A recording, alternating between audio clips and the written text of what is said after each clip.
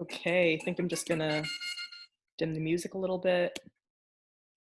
Okay, why don't we get started? I guess more people can roll in as they come. Thank you everybody for coming to this performance today. I'm really happy. We actually have a much bigger audience than I was anticipating for, so thank you so much for being here. It's so incredible. So I'm just gonna say a little blurb before we really begin. So first off, welcome to White Noise.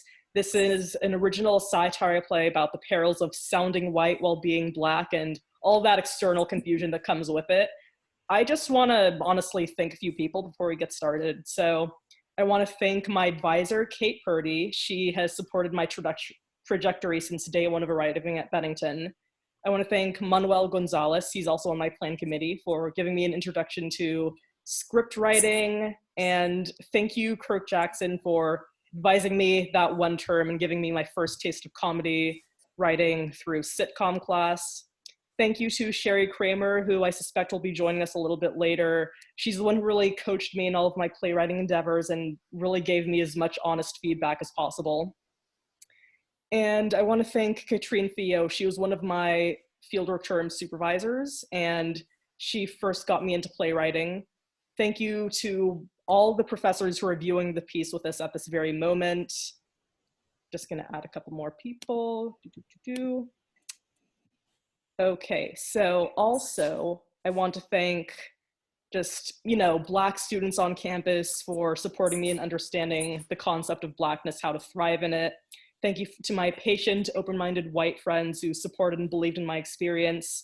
Thank you to all of my super duper talented actors for sticking with this project with me, given the crazy quarantine circumstances. And last but certainly not least, thank you racists all over the world for your endless inspiration. So without further ado, let's get to the program.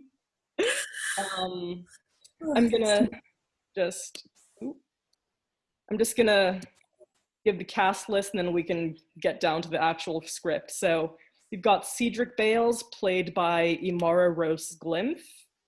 We have Caitlin McRae, played by Lydia Duff. You've got Thomas Elmswood, played by Bandy. We have Dr. Mervyn and Guy, played by Noah Bleakley. We've got Marley Scott and Sativa Rudders, played by B. Waters. Reggie Bales and Dominique Clifford by Marley Rose Libbard. I'm playing Kendra Bales and Christina Bolanen. We've got Kemley Derby playing Veraminta Duke, and stage directions and news reporter played by Oliver Wessels. So Oliver, just take it away whenever you're ready. Cedric stands in the operating room of the recording studio and fixes his appearance in the window. He spruces his hair, plucks away any lint or stray string from his shirt, and checks his teeth. Caitlin enters, carrying 2 mugs of coffee. You must be Cedric. Yes, I am. And you're Caitlin, right? That'd be me. You excited about your first day at the radio station? Yeah, but also pretty nervous if I'm being completely honest. Hey, don't worry. I'm excited to have you here. In fact, I brewed you some coffee right from the break room to celebrate. She hands him one of the mugs. Try it. It's butter coffee, our best flavor yet. Oh, thank you. But I don't really drink coffee. Sorry about that. I greatly admire your discipline there. Wish I could keep myself from gulping down like 3 of these a day. So what kind of content will I be getting into today? Should I just introduce some new music? Maybe throw a discussion topic or two?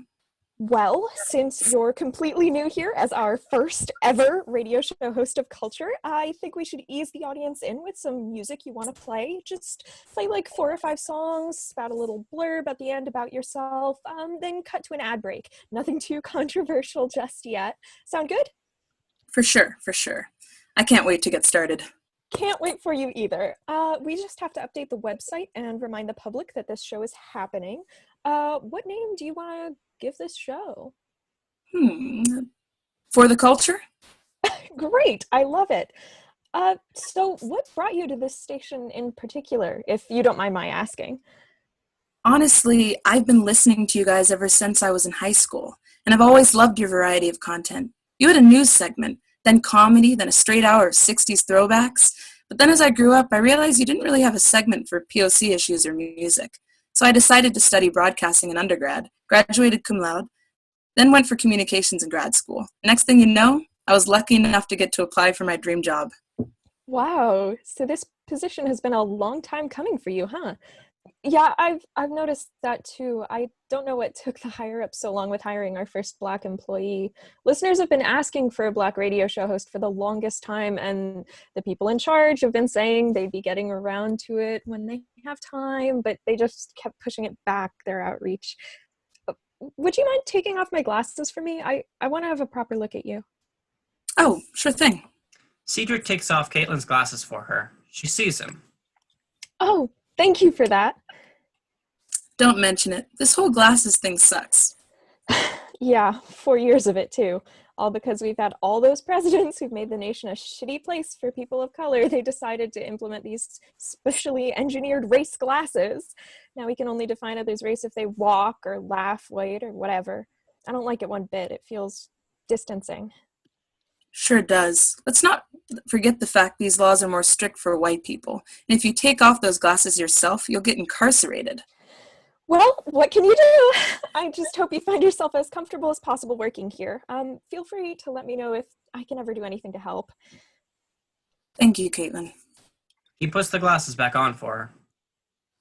No worries. You could just hop over in that booth whenever you're ready and start playing your songs of choice. I doubt this will happen since it's your first recording session, but if a listener calls in, you've got to answer it. It's company policy. We have to answer every caller and let them have their say, since our radio station takes pride in giving every listener a voice. Just remember to send Thomas, our publicity guy, a quick little blurb about your interests and where you grew up for your website bio. You can just send him the email while you broadcast your music. Cool. I'll send them over ASAP. She exits. Cedric walks into the recording booth, sits down at his desk, and presses a few buttons. Dizzy Gillespie's Salt Peanuts immediately starts playing. He sits for a moment and allows the song to play, swiveling around in his chair. He whips out his phone and starts texting the social media guy his information. After he finishes texting, he keeps playing around with his surroundings. The song finally dies down, and he leans into the microphone and begins his little blurb. Good morning, everyone. That was Salt Peanuts by Dizzy Gillespie. I'm your new host, Cedric Bales, bringing you your morning dose of For the Culture. I don't know about you, but I had a bit of a clumsy wake-up this morning. The second I got out of my bed, I ended up swinging my foot right into my nightstand. I sure am one goofy. Blackout. End scene. Lights up. The next day, Cedric enters the operating room, only to find a nervously pacing Caitlin wringing her hands. Whoa, Caitlin, is there something wrong? Things are very wrong right now, so extremely wrong. I don't know how we're ever going to live this one down. Why? What's happening? Well, it has to do with the episode of For the Culture you recorded yesterday. What's wrong? Did people not like the music or something of that nature? Oh, no, that's not it at all. Remember how I told you not to say anything controversial? You kind of said the most controversial thing anyone can ever say on live radio. Explaining my messy morning was considered a polarizing topic? No, not exactly. See, how do I explain this? You know how you described yourself as a goofy N-word? Yes. Well, obviously, you can most definitely say that because it's just that, people think you're white. What? People think you're... No, I heard that part. Just why would they ever think that? Well, it is a radio show, and they can't exactly see your face. So you're saying Uh-huh.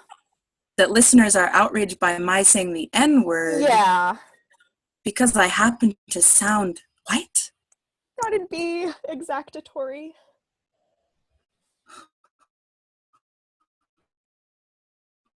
Well, son of a biscuit! Not Getting on good. media. Not good at all. Twitter's been blowing up since yesterday. Here, have a look for yourself. She whips out her phone and they both start reading tweets out loud together. Really, KOBL? This isn't the radio station I know. I thought you were better than this. This is outrageously insensitive. Even my parrot knows not to repeat that word, and he's imported from England. This is what happens when you get a white man to host a black culture radio. Honestly, the hires should have known better. They put down the phone on a table and simultaneously exhale. Has a scandal this big ever happened with the radio before? Not in the 4 years I've been here, no. Oh, this is not going to make us look good in the press. Oh well, maybe Thomas won't be too angry with us. Just then, Thomas struggles his way into the room through the door leading outside, still answering to what sounds like an angry crowd. No, you don't understand. It did not exactly happen. It allegedly happened. We don't know for sure. We're looking into it. Just stay patient and we'll give you answers soon enough. He finally closes the door and stands in between Cedric and Caitlin. He pauses, inhales, turns to Cedric, and yells at him. What the hell were you thinking? Do you have any idea what your mouth has cost this company? All right, easy on him. It was his first day and he was just being himself. Being himself? Well, the audience doesn't know what himself is. Well, I don't know what you expect me to do here. The deed is done, and you're the publicity guy, so you tell me what's supposed to happen here. Hey, you never talk to me like that again. Do you want to know how many clients I have lined up after you? I publicize for Betty motherfucking White. Enough. Thomas, you're not helping. I get that you're scared and frustrated, but it's only been 24 hours since the airing. Maybe the deed hasn't been too far spread among our listeners? Au contraire. Our white listeners aren't the only ones freaking out right now. Have you checked out Black Twitter? Even they think Cedric's white. Caitlin and Cedric crowd around Thomas's phone. Cedric reads the tweet aloud. Now I know what y'all are thinking. We've never seen this man's face. How do we even know he's white? I'll tell you how. In his bio, it says he was president of the Cornell Opera Society during undergrad. Ain't no brother be listening to opera. Ugh. Well, it's official. My goose is cooked. Hey, don't worry about it. We'll figure something out eventually. But right now, your show is about to air, so you might want to get into that recording booth now. You can just play your usual jazz, make announcements on what you'll play next, but don't mention anything about what you said yesterday. Just act as natural as possible, and everything should be fine. Understood? Yep, I heard you loud and clear. Good. I'll stay here in the operating room and make sure all the sound is balanced. And I gotta bounce. I'll see if I can manage the social media and deflect any further accusations.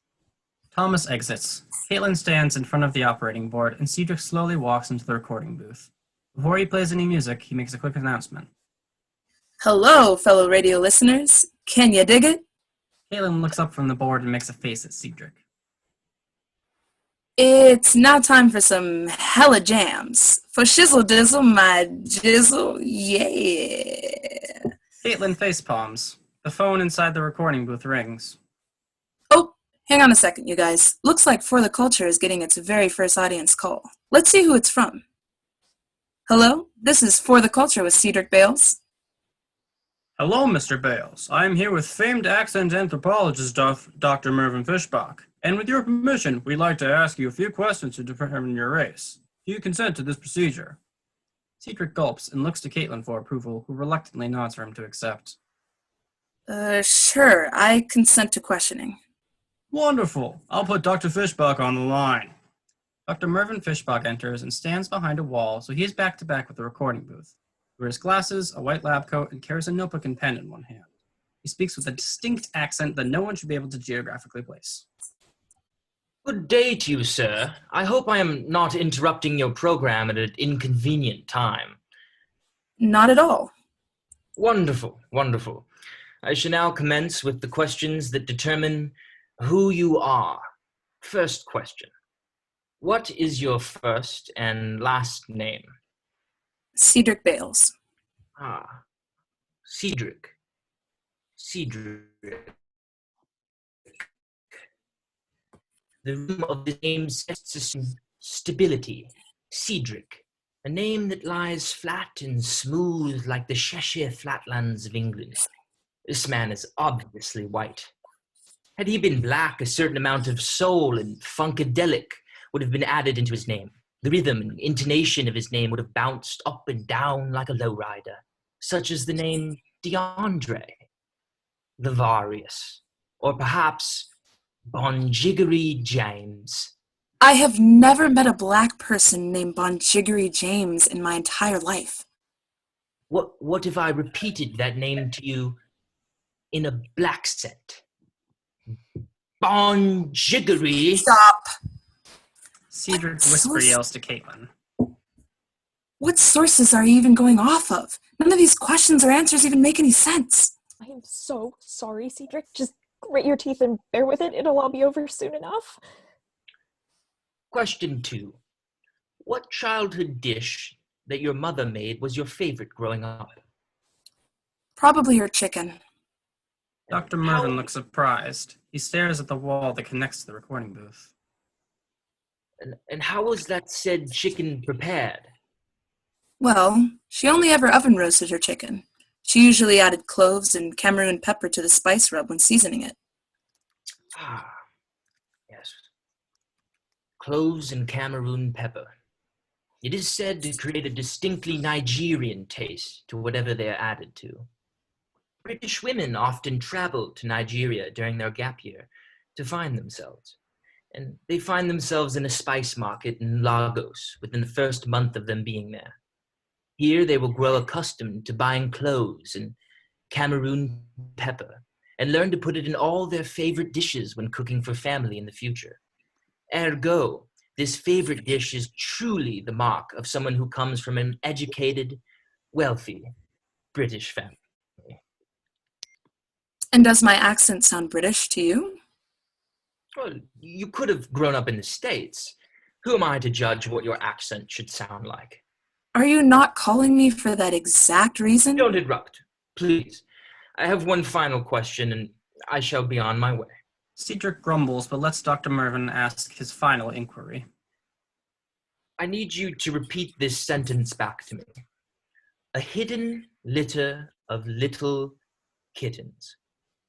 The hidden litter of little kittens. It's settled. You are most definitely white. Your vowels are clipped and controlled, and you've obviously have the voice of someone who's been through top-notch education. All right, I've had enough. This is ridiculous.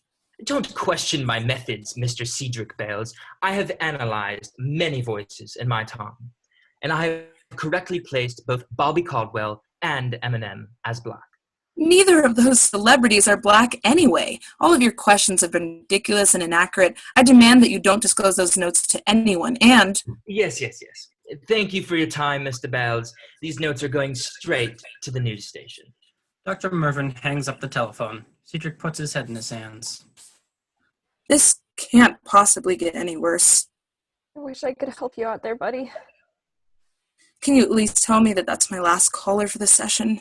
Well, I'm not getting any rings on my end. You can just go ahead and play some music. Cedric nods and puts on some music. Just a few seconds later, the phone rings again. Cedric looks up at Caitlin, begging her not to make him pick it up. He gives a sympathetic grimace, and he picks up the phone. Marley Scott walks on stage and stands behind that same wall, fully facing the audience this time. She's a 20-year-old white girl with a septum piercing, and her entire scalp dyed neon pink. She clutches a moleskin notebook in her hand. You've reached For the Culture with Cedric Bales. Hello, For the Culture Radio. My name is Marley Scott, and I'm the head of my school's social activism club. It has come to my and many people's attention that a cis, white, hetero male on your station has dropped the N-word. As an intersectional feminist, it is my duty to save my melanated sisters in need.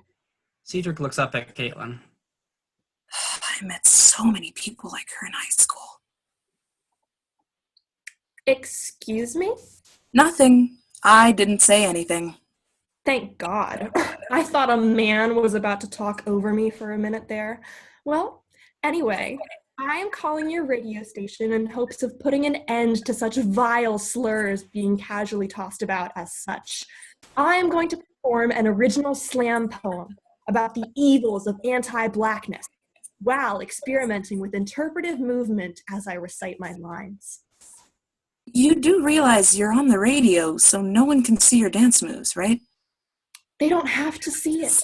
It will always be enough as long as they can feel it. Marley clears her throat, takes in a deep breath, and starts reciting her slam poem, contorting her body along with the rhythm of the piece. I knocked back a glass of my mother's whiskey rum. It tasted like a shitty orgasm. If only the Cuban cigar had lasted longer, I would have finally reached.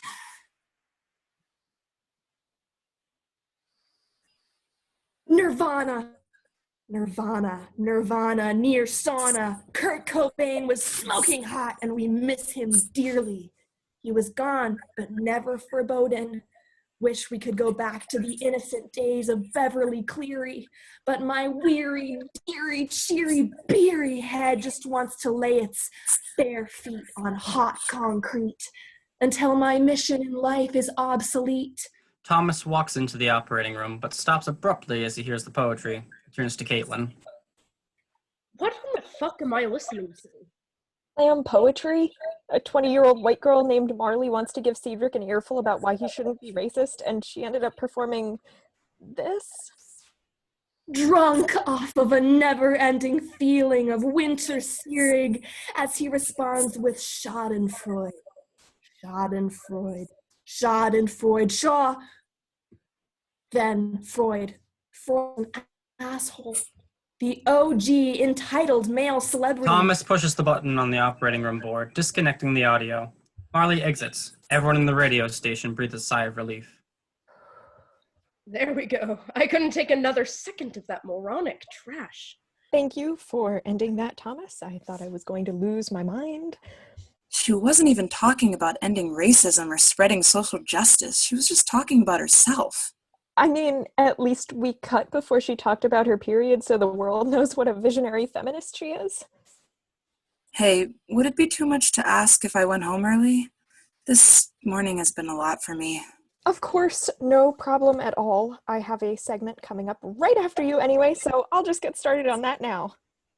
Thanks. See you too. Bye, Cedric. Take it easy, kid. Blackout, end scene. Lights up. Cedric is in his bedroom, sitting on the edge of his double bed. The sheets and pillow are all a pale green. A floor lamp stands by the bed, and a deep reddish-purple rug sits in front of it, and a beige nightstand is stationed nearby. Cedric has his cell phone pressed to his ear. Cedric's parents, Kendra and Reggie Bales, pick up the phone. We see them standing together behind the wall, separating the two worlds from each other.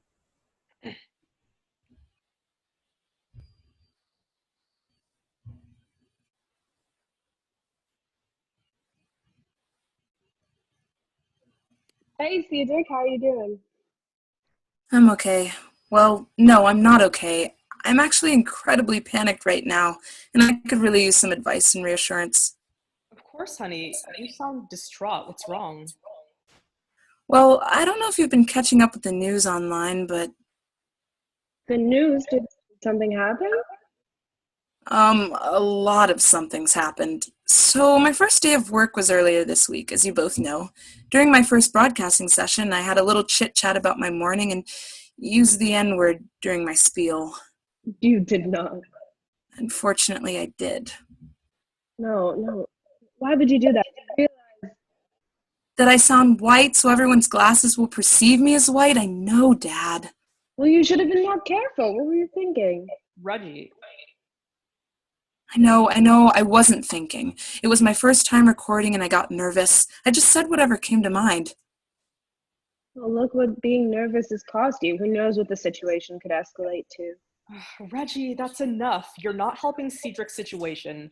Would you mind telling us what happened, Cedric? Has it escalated any further since that first episode? Oh my gosh, so much. An accent anthropologist essentially psychoanalyzed the dickens out of my speaking patterns, and a white college student tried to convince me of my apparent white privilege while reciting the dumbest poetry I've ever heard. Oh boy. Do either of you currently see a way out of this? What if you dared them to come to the stage and stare at you without? Too risky. Besides, it's illegal for them to take off their glasses. You know what the government will do to them, right? Tamper with their glasses and literally skin them into a new color that no one can perceive? Well, just make sure you keep your head held high, son. I know that sounds hard right now, but try to keep making it work. Maybe try to play music and just don't talk.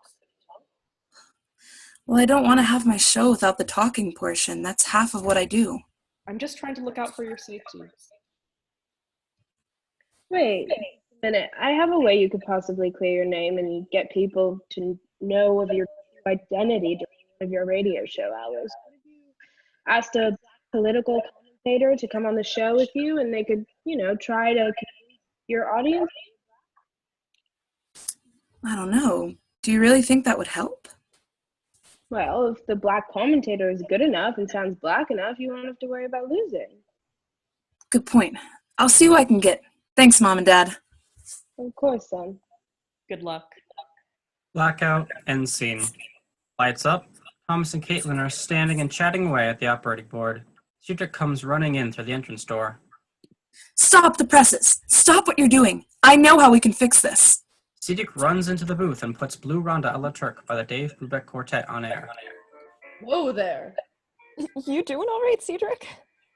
I'm doing great, Caitlin, because I have an idea on how we can prove my identity. Last night, as I was spiraling out of my mind in my room and panicking with my parents on the phone, they gave me an incredible idea.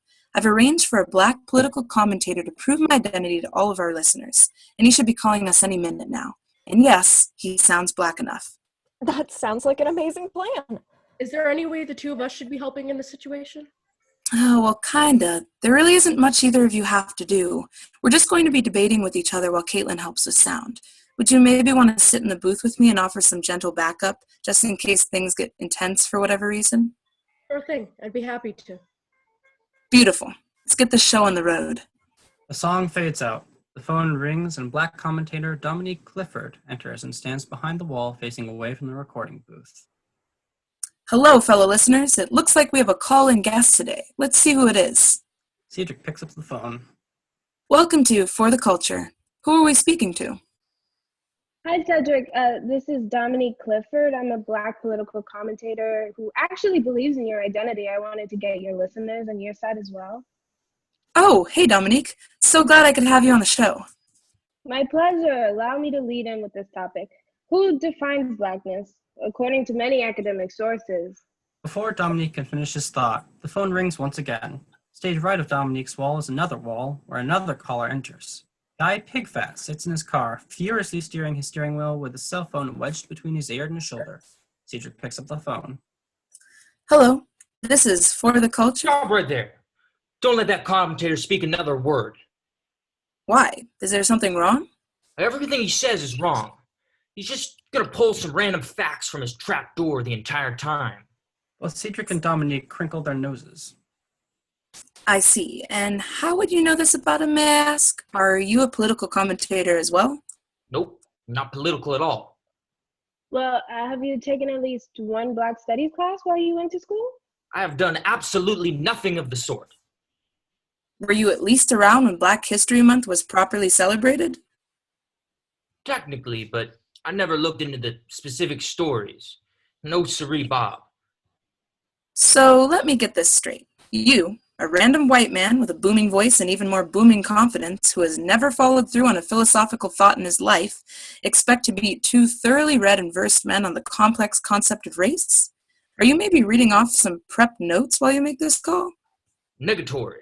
But I have what I believe deep down in my heart. Access to a phone, Red Bull in my cup holder, and a loud, confident, big boy voice. Cedric rolls his eyes and Dominique groans. All right then, Mr. The name's Pigfat. Guy Pigfat. But the ladies down at Applebee's call me Piggy. Yeah, I bet they do. What was that? Nothing. On to the first question for both of you. What is blackness? Blackness is a social construct that one can only gain through inheritance from parents. Black is a color. Yes, Guy, black is indeed a color, but what of it? Black is a color and you are a person. The people are not colors. Therefore, no one can truly be black. That's not how that works. I think you need to conceptualize things a bit further for you. You see, I don't need to contraceptualize. I've got my pride. When I grew up, my father, Senor Pigfat, used to tell me, Guy, you're such a proud little boy. A proudly proud boy. And never let anyone take that away from you. and I'll be damned if I don't follow up on his wise words of wisdom. Dominic shudders. He whispers to Cedric. I am so sorry you have to answer these calls, my brother. Ain't that just the workplace anyway? True. A beeping noise emerges from Guy's end. Sorry about this, gentlemen, but it looks like my hippie cousin, Sativa Revers, wants to weigh in on the matter. Well, if you want to send him through on the call, there's technically nothing we can do to stop you. I'll put him on the line now. Sativa Rudders enters from behind the second wall wearing a Baja hoodie and olive harem pants. He has his hair tied back in a man bun, a full beard that ends in a point at least 2 full inches from his face, tortoiseshell sunglasses in his hair, and turquoise feather earrings in both ears. Good morning, brother. I'm not your brother, Sativa. I'm your older cousin. It's an expression, my tchotchke. I was just listening to the radio while I was watering the mushrooms up in the hills, and I couldn't help but tune into your conversation. Granted, I haven't exactly kept up with this whole scandal very much, but I do think I can offer some sage input to the discussion.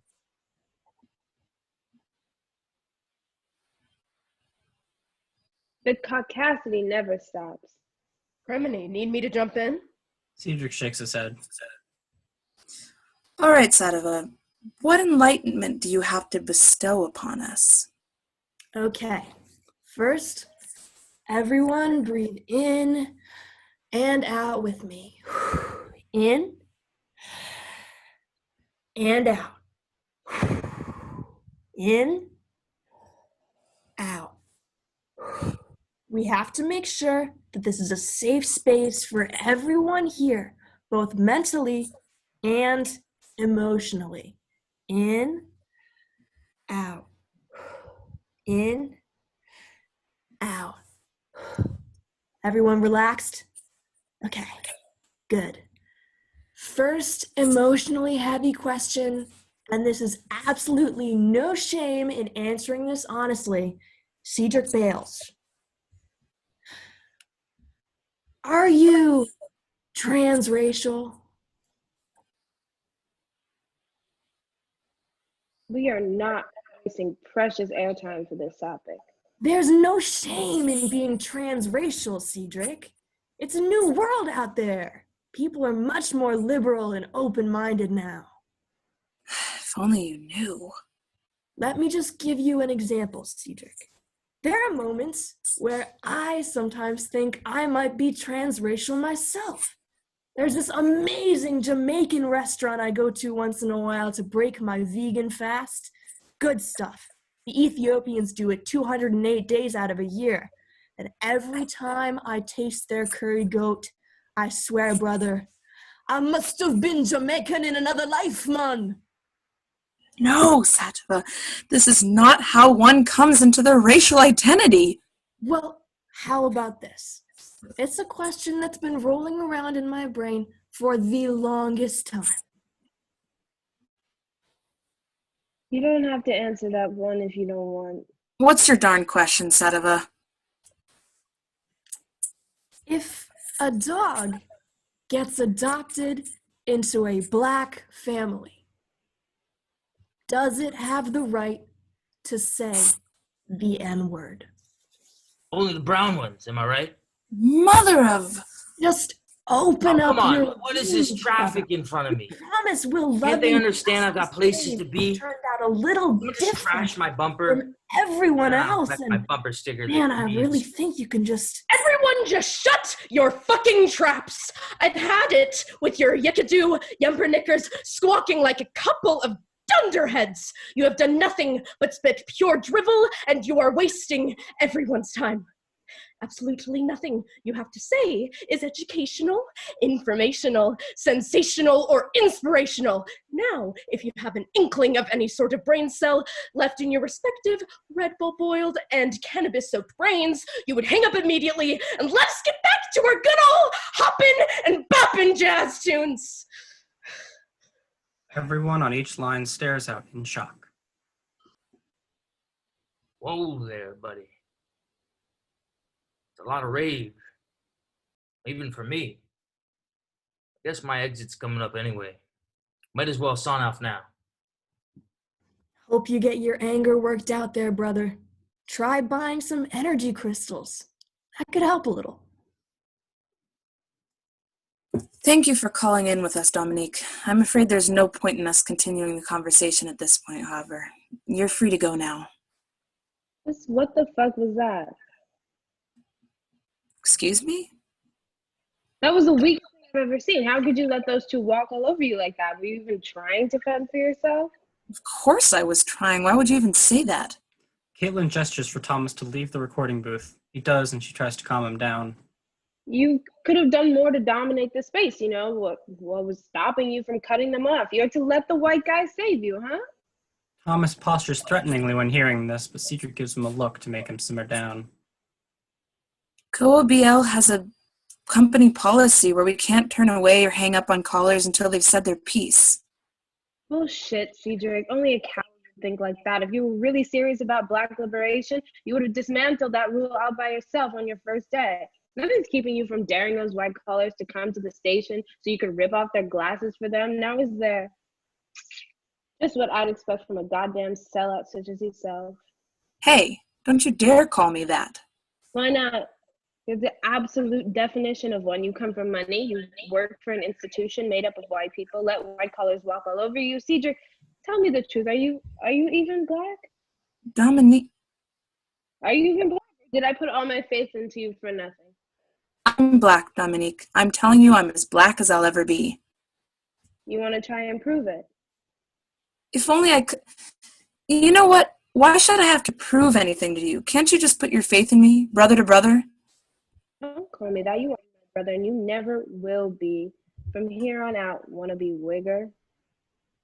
Dominique hangs up and exits. Cedric and Caitlin exchange looks with Thomas, who is panting but worried. Blackout, end scene. Lights up, Cedric, Caitlin, and Thomas all crowd around Caitlin's phone as they listen to a news radio report. This just in, a new audio file has swept the nation practically overnight. A senior man went on an angry rant on KOBL's For the Culture program, and someone on the internet had taken it upon themselves to create a trap remix of the soundbite and titled it Booming Boomer. Red Bull, Yumpernicker, Pumpernickel, shutting all the traps, jazz tunes, jazz tunes. You could do licking all the cannabis jams, Buster. I mean, there's no such thing as bad publicity. Bullshit. That's just a crock of trash people will tell you in the beginning of showbiz just to make you feel better. Caitlin walks to the outside door and looks through the mailbox next to it.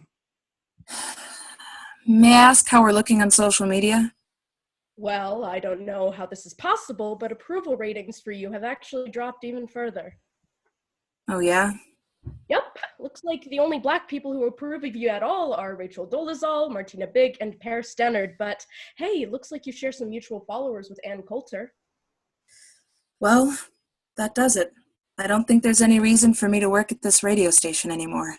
All I've done is create a soiled reputation for the station, gotten the Black people in this country to turn against me, and unsheathed the visibility and power of white liberals who don't know what they're talking about. I don't know where I'll go from here.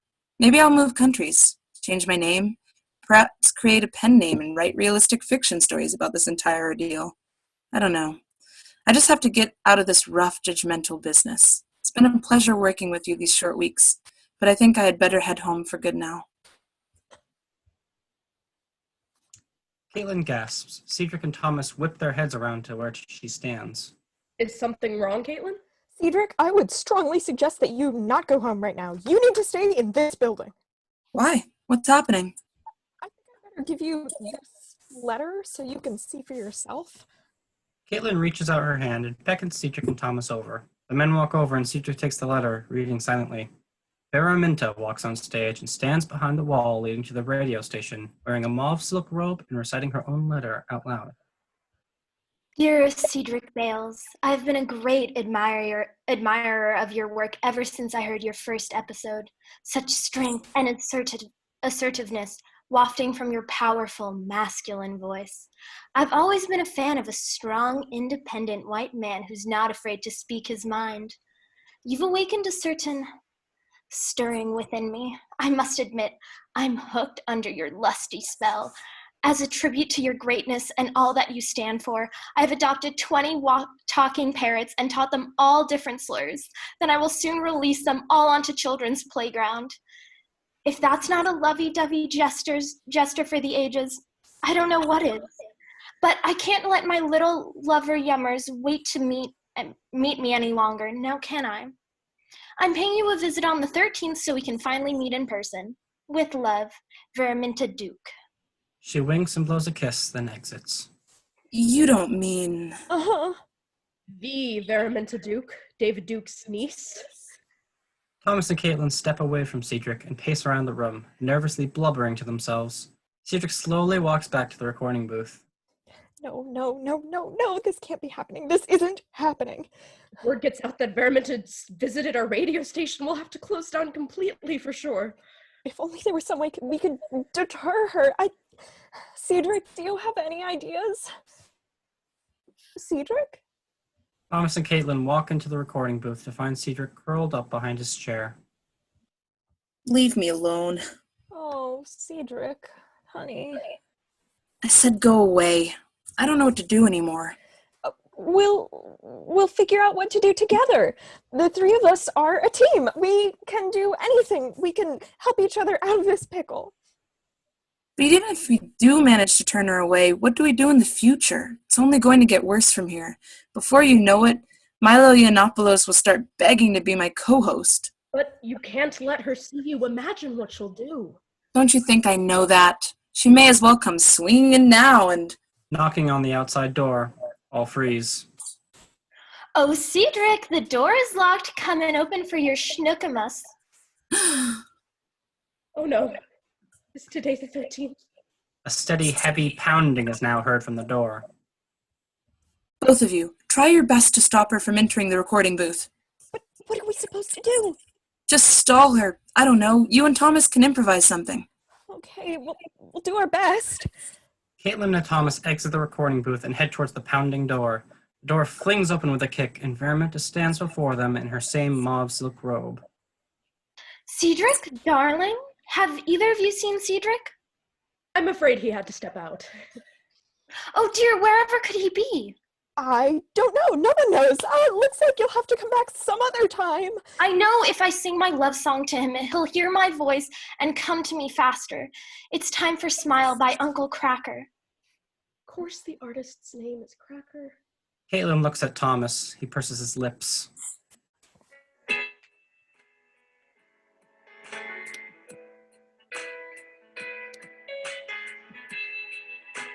You're better than the best. I'm lucky just to linger in your light. She starts to toy with her robe. You're cooler than the flip side of my pillow. That's right. She begins to take off the robe's waist. What are you... Completely unaware. Nothing can compare to where you send me. The shoulders of her robe come slowly tumbling down. Let me know that it's okay. Yeah, it's okay. Oh no. Veraminta's robe falls to the floor, revealing nothing but Confederate flag panties and Blue Lives Matter bra. A Blue Lives Matter bra. She attempts to undulate seductively, but fails awfully. The entire striptease is just incredibly awkward and clunky to watch. You make me smile like the sun, fall out of bed, sing like a bird, dizzy in my head, spin like a record, crazy on a Sunday night. You make me dance like a fool, forget how to breathe, shine like gold, buzz like a bee. Just the thought of you can drive me wild. Oh, you make me... Veraminta Duke, you better walk yourself out of here. Cedric Bales is not and will never be interested in you or your bizarre stripping routine. Why don't you march yourself back to whatever clan-infested cave you crawled out of and stop harassing us? So you really feel that way about my message, huh? Yes! Well, I was hoping I wouldn't have to do this, but you bring me no further choice. I'll have to call in the sweet little self-proclaimed proud boy who let me into your studio. Oh, Guy! Yeah? CD Boo's coworkers aren't telling me where he is. Would you mind coming in to help me search?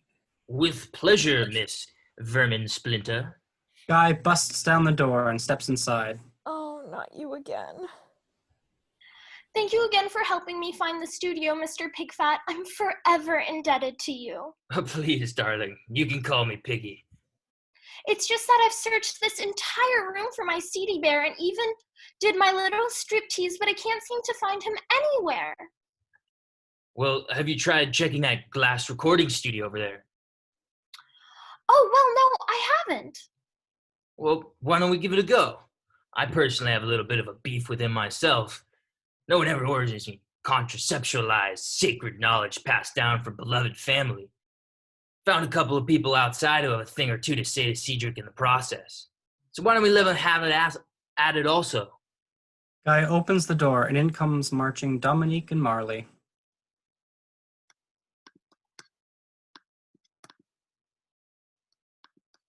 Where is he? Where's that horribly damaging host who's caused all this mess? I dare him to look me in the eye and use that word against me. He deserves to be pulled from the station and fired immediately. That's right. Praise it, brother. Dominique whips her head around to her. She seems to humble a bit. I mean, it's a miracle I even decided to come to this station. This man's voice makes me sick. It's time to give him a piece of our minds if we're ever going to move forward from this kind of harmful language. So, shall we? Let's do it. Let's fight the system, everyone. As strong, independent Black woman Nicki Minaj once said, bite me, that excite me. Cool it, Calliope, Columbus. Marley purses her lips shut. Dominique, Guy, Veraminta, and Marley all head to the locked door up the recording room and try to open it. Oh, no, please don't open that. You wouldn't even be there if you managed to get in. You want to beat up a celebrity? Go ahead and beat me. I'm the booming boomer guy. Red Bull, Yumpernickel, Pumpernickel, punch me in my trap. Anyone, please. What if I let you Enough! Cedric bolts upright from his position and deftly swipes the glasses off of the intruders' faces. The outsiders stare in shock. Wait a minute. You're Black? Yes, I am. Like, African-American Black? Yes, I am Black.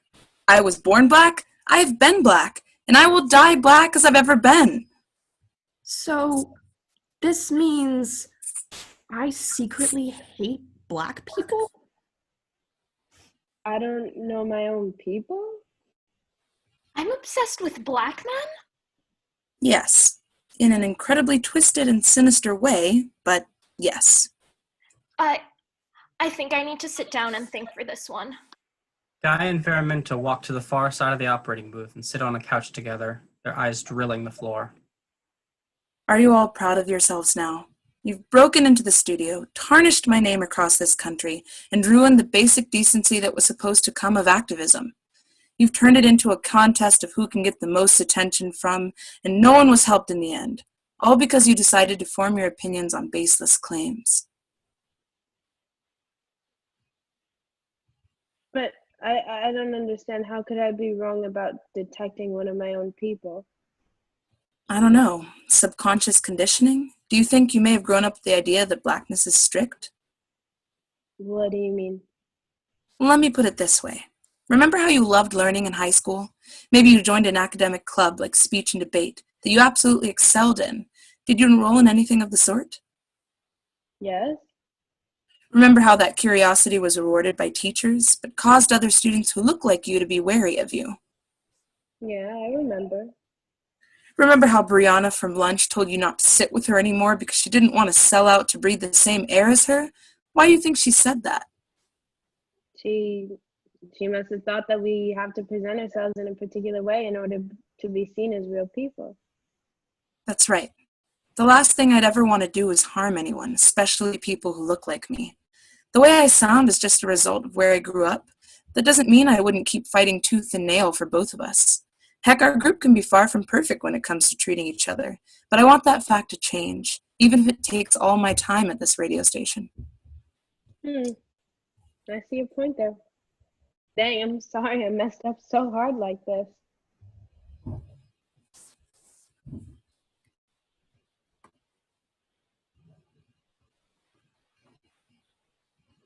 Shoot. Now I feel terrible for saying all those awful things about you. How can we make this better? Well, have you considered looking into a racial theory book? Marley stares at the floor, but doesn't say a word. All right. Don't worry.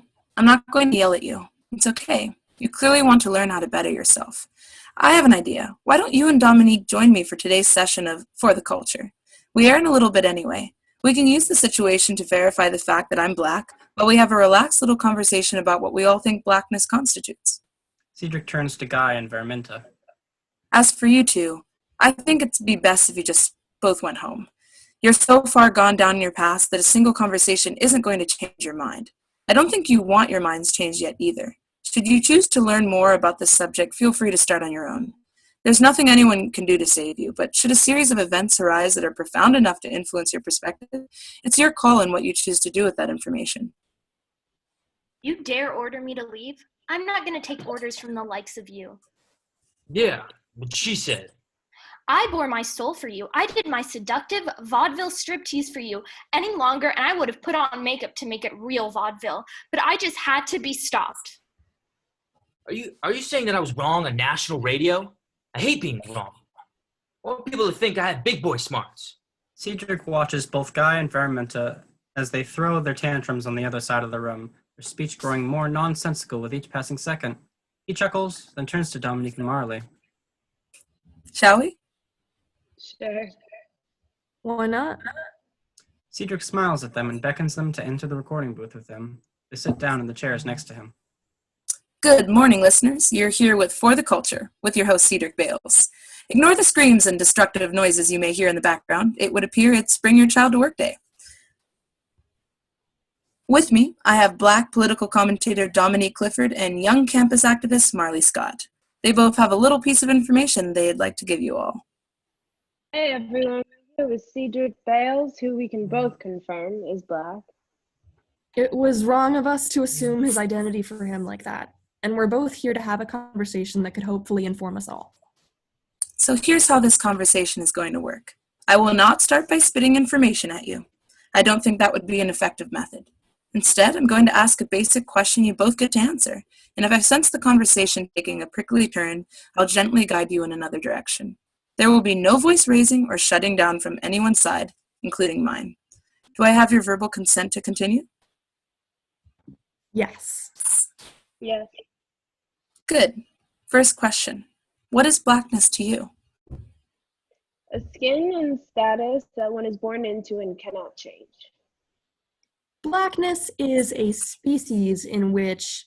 One moment. You might not want to refer to Black people as a species. Oh, sorry. Then Black people are a group? That's right. A group that shares certain physical and historical characteristics. And how did they get categorized as they are today?